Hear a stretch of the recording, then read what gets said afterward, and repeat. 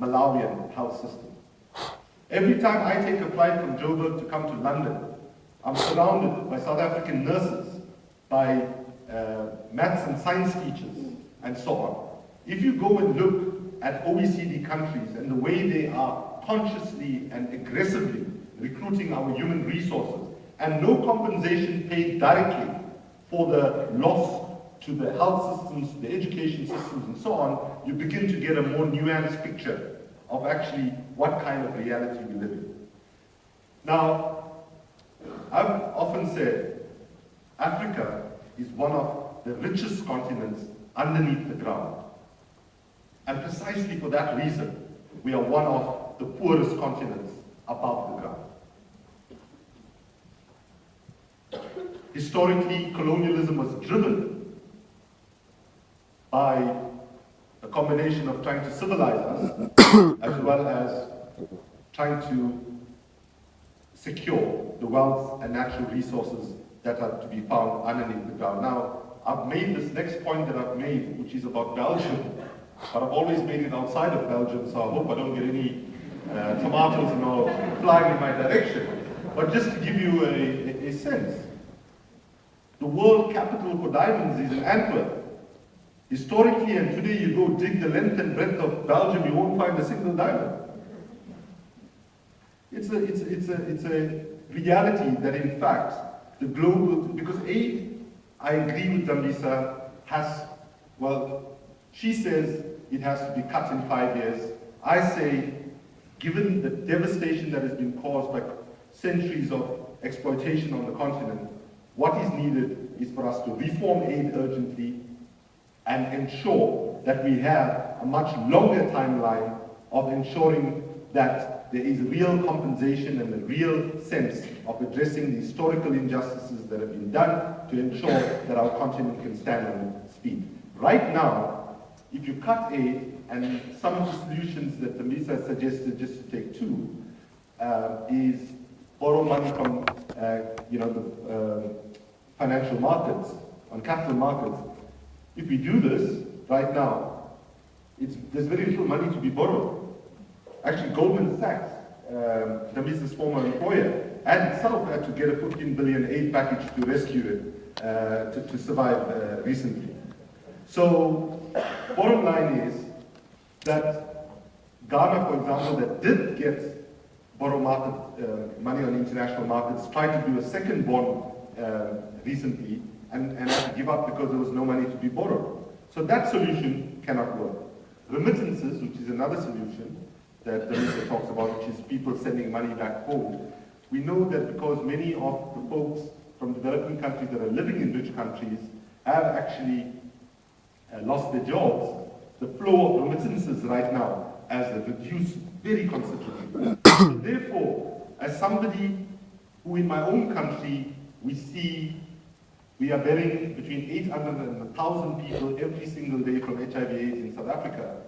When I look at that reality, then I say, imperfect though aid might be, we need to target it in the right direction, ensure that it gets to where it needs to get, and let's try and save lives, not as a permanent solution, but as a solution that actually says a message of solidarity, not as a message of manipulation, as the aid conditionalities in the aid system has been. And let me be quite blunt. Whether it's in Belgium, whether it's in the US, whether it's in the UK, the citizens in those countries are historically and currently way ahead of their governments in understanding that aid is not about charity and handouts, but it's about human solidarity. When we have that kind of human catastrophe going on every single day, that it is incumbent of us to try to actually at least reduce the unnecessary loss of life that is going on. What else then do we need to do? In the moment that we find ourselves in right now, I've called it a perfect storm, and others have done as well. What do we mean about a perfect storm? We first, a couple of years ago, had a fuel crisis. That fuel price crisis, led to a food price crisis. And even though fuel prices come down, I don't know how it's in Belgium, but certainly in Africa, the food prices have not come down proportionally. Then we have an ongoing poverty crisis. When you put it in a global context, 50,000 men, women, and children die.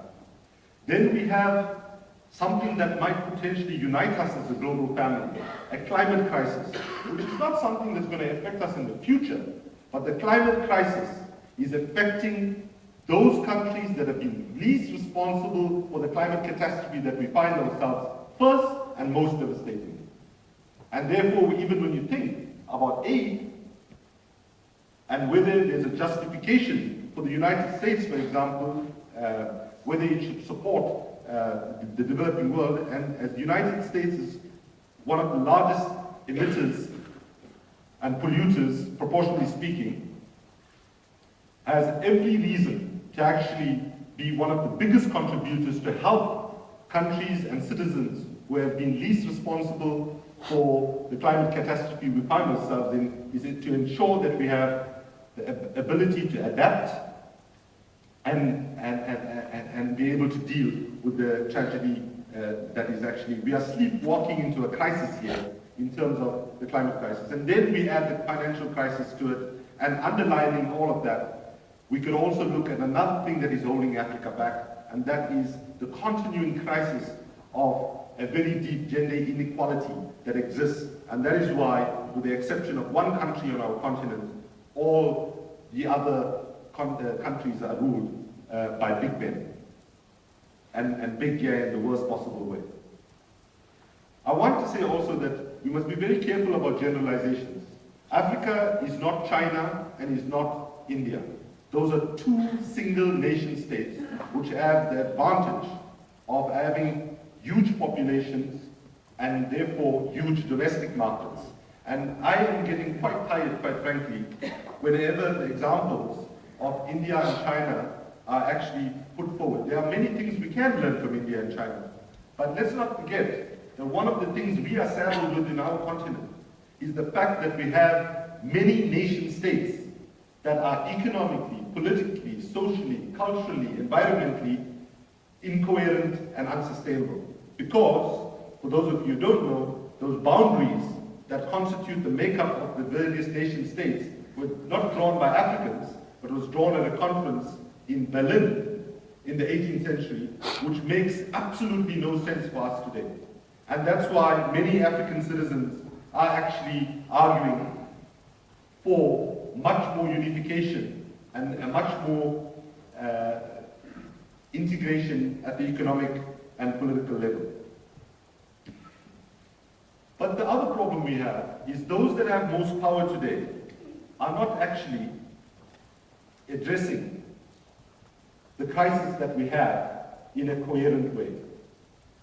Now in China, the character for crisis is the same character for opportunity. And the G20 meeting is coming up in Pittsburgh in just over a week's time. And let me give you an example of how we can be smarter. But our governments, your government, the European governments, our governments in Africa all need to be pushed to go beyond an approach of parochialism to an approach of integrated way of solving problems. Albert Einstein once said, you cannot solve a crisis or a problem that you have using the same thinking, the same logic, and the same set of ideas and actions that got you in the crisis in the first place. And that's what we see happening, really, when you all add it up in terms of what's been coming out of the G20. So, we've got the climate crisis, we've got the financial crisis. The climate crisis is saying to us, if we do not move quickly, fast and urgently, and some saying we might have left it far too late in some cases, we will be giving to future generations a wasteland, a planet that is uninhabitable and with devastation that would make what we are facing today look like a Sunday morning picnic. When you have that on the one hand, and then you've got a financial crisis on the other that has left millions of people unemployed right now, we should be saying, if we want to address the climate crisis, and we've got this jobs crisis, which Dambisa and I agree on, let's put significant energy into creating a green economy that actually will do two things. Create sustainable, decent jobs on the one hand, but also begin to address the climate crisis on the other. And that's just one out of many examples that we can give. The other issue that I have to talk on is this issue of corruption.